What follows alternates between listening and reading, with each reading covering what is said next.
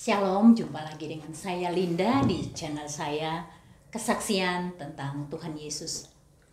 Hari ini aku bersyukur sekali, puji Tuhan. Aku dibawa sampai aku ada di sebuah desa namanya Desa Puyang. Desa ini di atas ketinggian dan di bawah lereng gunung Merbabu. Wah, keren banget desanya di ketinggian dan masyarakat di sini rata-rata petani tembakau. Dan saya tidak tahu kalau ternyata desa ini dulunya adalah penduduk yang beragama Muslim, 100% Muslim. Tetapi dengan berjalannya waktu, boleh dikatakan hampir 100% penduduk di sini beragama Kristen. Saya mendapat informasi dari salah satu orang yang saya layani dari Korea Selatan. Dia seorang Muslim dan dia mencari desa yang mana desanya mayoritas Kristen. Dia sudah pasang ancang-ancang kalau nanti dia pulang ke Indonesia dan dia menyatakan imannya bahwa dia sudah jadi anak Yesus. Wow, tentu keluarganya akan marah ya karena dia berpindah agama dan pasti mengusir dia. Keluarga dan lingkungan akan mengusir dia. Sehingga dia tuh mencari informasi dan dia yang memberikan informasi sama saya bahwa ada satu desa di dekat Salatiga, di dekat hutan pinus, Desa Puyang itu dulunya mayoritas semuanya Muslim, tetapi sekarang boleh dikata 90% Kristen. Tapi ternyata setelah saya sampai di sini, ternyata bukan 90%, hampir 100%. Karena dari berapa kakak Pak? 55 kakak, cuma 2 kakak aja yang masih Muslim, full Muslim. Jadi bagaimana perkembangan Kristen di desa sini, saya kebetulan datang dan saya bertemu langsung. Begitu saya mencari dan saya berhenti di sebuah rumah, ternyata rumah yang saya datang adalah rumahnya Pak RT. Jadi saya sudah berhadapan dengan Pak RT dan pamannya. Jadi beliau bisa bercerita bagaimana proses masyarakat di sini yang dulunya mayoritas Muslim bisa beralih menjadi full Kristen seperti sekarang. Karena ini terjadi butuh waktu ya, pastinya ada butuh proses, butuh waktu dan bertahun-tahun baru mereka full percaya pada Tuhan Yesus. Dan luar biasanya karena perkembangan itu begitu cepat ya, Tuhan memilih desa ini, Tuhan mau menyelamatkan masyarakat dari Desa Puyang. Itu satu hal yang luar biasa karena yang dulunya mayoritas Islam bisa menjadi orang Kristen itu jarang-jarang terjadi, yang proses dari Muslim bisa menjadi Kristen dalam waktu sekian puluh tahun. Itu bisa terjadi perubahan besar yang signifikan, yang boleh dikata hampir 100%. Dan itu haleluya, puji Tuhan banget. Kalau bukan Tuhan sendiri yang bekerja dan Tuhan sendiri yang memilih untuk menyelamatkan mereka, tidak mungkin hal ini terjadi. Dan ini kita bisa tanya-tanya sama Pak RT-nya. Dulunya bagaimana ya Pak RT?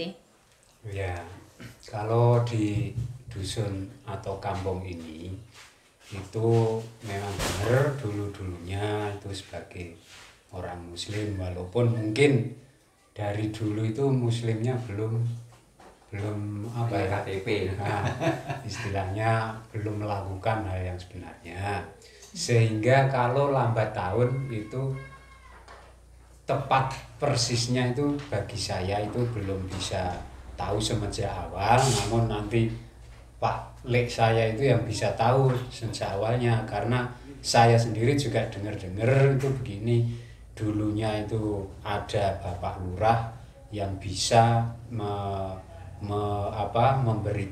memberitahu kepada warga masyarakat bahwa hidup yang sebenarnya atau Tuhan yang disembah itu yang bisa menyelamatkan manusia itu siapa, itu yang memberitahu itu saya dengar-dengar Pak Lurah bisa memberitahu sejak awalnya seperti itu. Nantinya ini Pak Lek saya itu bisa memberitahu yang sebenarnya dari sejak awal. Ya, kalau sekarang memang di sini betul seperti yang disampaikan Ibu Linda tadi, bahwa di sini hampir nyaris 100% itu sebagai kaum Nasrani. Nah, ini untuk memberi jawaban bahwa awal-awalnya tuh gimana toh. Nah, ini Pak Lek saya ini lebih tahu. Iya. Gimana Pak Darmo dulunya ceritanya kok bisa perlahan-lahan dari masyarakat yang dulunya beragama Muslim kok sekarang kok sudah sampai hampir 100% beragama Kristen, orang percaya pada Yesus sebagai Tuhan dan Juru Selamatnya. Itu ceritanya dulunya gimana Pak? Dulunya begini, waktu dulu sesudah ada G30 SPKI. Oh, tahun 66. 66 ya? Tuh. Terus semua itu rakyat Indonesia diharuskan beragama. Yang tertentu dilindungi oleh negara. Oh iya. Itu sejarah pertama. Terus bapaknya Pak Lurahnya sini itu masyarakat khususnya Puyang sini disuruh memilih agama Kristen oleh karena yang mudah dijalani dan tepat pada sasaran. Mudah dijalani dan tepat sasaran ya. Itu poinnya di situ. Lah, nyampe sekarang itu mulai dari ada Kristen, ada Nasrani itu mulai dari tahun 66. Oh, jadi prosesnya tidak secara signifikan berubah cuma dalam beberapa tahun ya Pak, tetapi membutuhkan proses dari 12 itu sampai akhirnya masyarakat seluruhnya memilih untuk menjadi pengikut Yesus, begitu ya Pak ya. Oh, luar biasa. Termasuk juga saya itu juga ikut cari masal, kasarnya kan gitu. Cari masal supaya ini ada agama ini maunya begini. Menginjili ya, Bapak juga menginjili berarti ya. Juga menginjili. Oleh karena saya umurnya itu sudah 76 tahun. Sekarang Pak? Sekarang. Jadi sejarah yang betul gitu. Iya. Lah yang ngasuh agama. Jadi yang bimbing pertama itu siapa Pak? Pak Wakijan Bendosari. Oh. Dari Bendosari. Dari Bendosari. Bendosari itu wilayah Saliputih juga. Oh, iya Salatiga ya. Iya Salatiga. Iya. Ayo gitu. Itu sejarah yang ada, yang saya ketahui. Hanya sampai sekarang itu ponak saya itu yang ikut serta membangun dan mengembangkan agamanya Kristen itu di sini ya. Selain itu Pak RT, malah kebetulan ini bapaknya ketua majelis. Oh, begitu ya.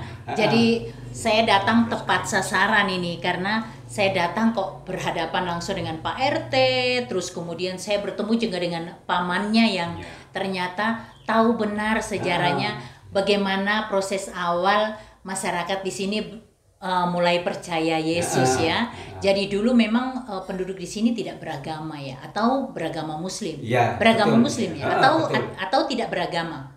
Ya, Muslim. Beragama Muslim tapi ya. Oh, Muslim sama tapi dengan yang dikatakan dulu hanya KTP. Oh, begitu. Jadi Muslim seluruhnya, tapi mereka tidak mendalami seperti enggak. Muslim harusnya gitu ya. Kemudian setelah tahun 66 dengan adanya G30 SPK disitulah ada yang menginjili pertama kali ya, memperkenalkan Tuhan Yesus. Nah, saya mau nanya sama Pak Darmo, kenapa Pak Darmo memilih Yesus? Oleh karena bagi saya itu yang patut saya sembah itu hanya Gusti Yesus. Sampai saya sekeluarga, sampai cucu saya, buyut saya itu semua Kristen. Kalau ada yang Islam saya nggak boleh itu. Oh gitu, jadi tidak mengizinkan kalau keluarganya ada yang menikah dengan agama lain gitu ya? Nggak boleh saya. Oh gitu. Karena begitu cintanya Bapak sama Ah, Gusti Yesus ya. ya. Oleh karena saya itu ya sudah diselamatkan sejak saya lahir sampai sekarang, misi diberi kekuatan Betul. dan kesehatan. Puji Dan Tuhan. apa yang kita mau, Gusti Yesus tidak meninggalkannya. Oh iya, betul. Karena Tuhan Yesus setia ya. Iya. Tuhan Yesus tidak pernah meninggalkan kita anak-anaknya. Iya. Luar biasa. Apa yang Bapak rasakan ketika sekarang di usia senja, keluarga Bapak semua tidak ada yang meninggalkan Yesus? Apa yang Bapak rasakan? Kalau yang kita rasakan sedalam saya tahu sebegitu besarnya Tuhan Yesus mengasihi kepada saya sekeluarga, itu semua menjadi keluarga tentram. Damai Damai. sejahtera ya. Ya. Iya, karena selalu ada damai sejahtera dan sukacita dari Tuhan Yesus Ya. itu yang kita tidak bisa dapatkan di tempat lain. Jadi Bapak sekeluarga bersyukur ya, puji Tuhan karena sudah dipilih Tuhan Yesus.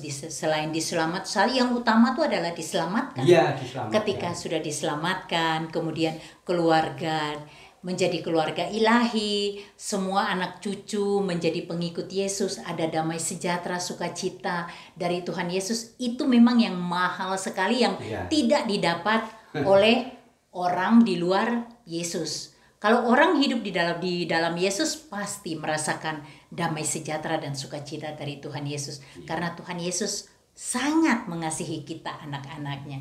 Luar biasa sekali pengalaman dari Bapak dan Pak Darmo dan Pak Juri. Kalau Pak Juri sendiri di dalam keluarga gimana? Keluarganya semua pemeluk agama Kristen ya, anak-anak Yesus gitu maksud saya? Ya, ini sebenarnya kan sudah di masa-masa orang itu semakin tahu bahwa keselamatan itu benar hanya ada di dalam Tuhan Yesus. Wow, keren. Namun di dalam kehidupan keluarga saya juga masih ada ganjalan. Itu iya. anak saya itu belum bisa mendalami untuk percaya kepada Tuhan Yesus. Ini menjadi pergumulan saya dan pekerjaan saya untuk ke Betul. depan. Betul. Tetapi yang jelas begini, bahwa saya menyadari betul bahwa keselamatan hanya ada di dalam Tuhan Yesus. Tanpa itu di dalam hidup kekal tidak akan menerima keselamatan itu sendiri dari hukuman maut atau Betul. hukuman neraka. Iya. Itu menurut pengertian yang bisa saya terima dan saya yakini, bukan hanya saya dengar tetapi saya yakini itu. Betul. Bahwa kami sadar orang yang percaya kepada Tuhan Yesus itu memang tidak mudah, tidak ringan, tapi berat apapun yang dihadapi manusia itu tidak sebanding seberat yang dilakukan Tuhan Yesus untuk menebus dosa manusia. Tuh itu yang seperti firman Tuhan, walaupun dalam lembah kekelaman sekalipun, aku akan menyertai engkau. Tuhan berfirman demikian, dan kita percaya bahwa walaupun kita mungkin dalam pergumulan yang berat ya, Bapak mungkin sedih karena anak ada yang masih belum menjadi anak Yesus yang taat, yang patuh pada firman Tuhan, yang menjadi pelaku firman Tuhan. Tapi Bapak bawa terus dalam doa. Percayalah, Tuhan akan mendengar doa Bapak. Luar biasa. Terus kalau di dalam kehidupan sehari pernah nggak mengalami satu mujizat besar yang datang dari Tuhan Yesus? Artinya dalam pertolongan Tuhan Yesus di saat yang mungkin keadaan itu secara logika kita manusia itu tidak mungkin terjadi, tapi itu Tuhan Yesus lakukan. Pernah rasakan nggak? Ya, ini secara tidak disadari sebenarnya dirasakan. Tetapi setelah itu baru menyadari, oh ternyata Tuhan berkarya di dalam hidup saya. Wow, itu luar begini. biasa. Ini kan masa-masa waktu ini di kampung ini kan baru musimnya orang panen tembakau. Iya. Nah, ini kan saya itu mau merawat atau usaha untuk ngerajam tembakau, istilahnya dagang. Nah itu harus membutuhkan biaya. Nah saya itu bergumul, kok tidak ada sedikit pun biaya untuk membiayai. Bagaimana nih? ternyata tahu-tahu baru sesaat itu saya diberi jalan mendapatkan biaya untuk menyelesaikan pekerjaan itu.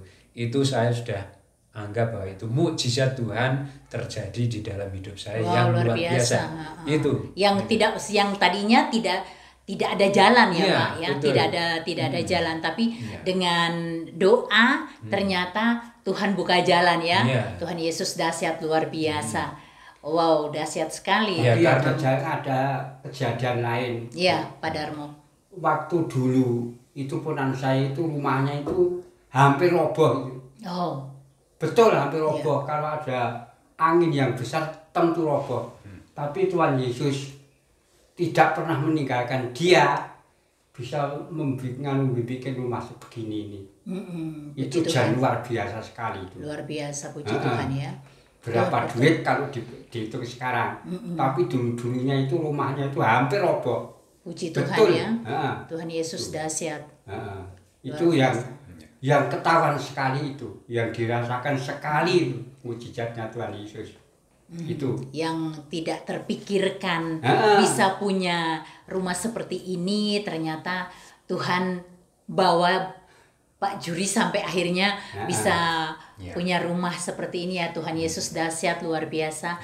Oke, ini pengalaman yang luar biasa di Desa Puyang, dan nanti saya akan datangi juga beberapa desa juga yang mayoritas Kristen, dan itu bisa menjadi kesaksian buat kalian. Kalian bisa percaya bahwa Tuhan Yesus itu memilih, bukan kita yang memilih. Jadi buat kamu yang menghujat kami, kamu yang mengata-ngatai kami, percayalah, bukan Tuhan yang memilih untuk menyelamatkan, bukan kamu yang memilih untuk selamat, tetapi Tuhan Yesus yang memilih untuk menyelamatkan umatnya.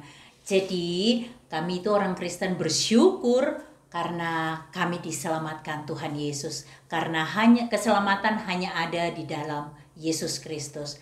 Terima kasih buat saudara. Saya harap yang buat anak-anak Tuhan yang di luar sana bisa lebih percaya lagi bahwa Tuhan berkarya luar biasa di dalam kehidupan kita anak-anak Tuhan, dan Tuhan memilih mana orang-orang yang harus diselamatkan. Tuhan yang memilih, dan itu luar biasa karena di luar dari bayangan kita yang negara kita yang mayoritas Muslim, tapi Tuhan memilih kampung-kampung ini untuk diselamatkan. Itu luar biasa. Doa kami semoga Tuhan mendengar, Tuhan berkarya lagi, lebih dahsyat lagi, sehingga banyak orang lagi yang diselamatkan, dan bukan cuma hanya desa, tetapi kota-kota besar juga boleh diselamatkan Tuhan Yesus, karena hanya di dalam Yesus ada keselamatan. Terima kasih. Jangan lupa untuk like dan subscribe video saya. Ikuti terus perjalanan saya. Kiranya video-video saya ini bisa saudara bantu untuk share, supaya bisa jadi berkat buat banyak orang, dan orang banyak tahu bahwa di Indonesia ada desa-desa yang mayoritas Kristen. Kalau kita tahu seperti beberapa provinsi yang dikatakan mayoritas Kristen, tapi sebenarnya kalau di sensus penduduknya sudah hampir balance, seperti Papua, Maluku, Ambon ya, terus Manado, daerah-daerah Medan gitu yang mayoritas Kristen. Kalau dihitung lagi sudah hampir balance, bahkan mungkin mereka Muslim lebih banyak dari yang Kristen.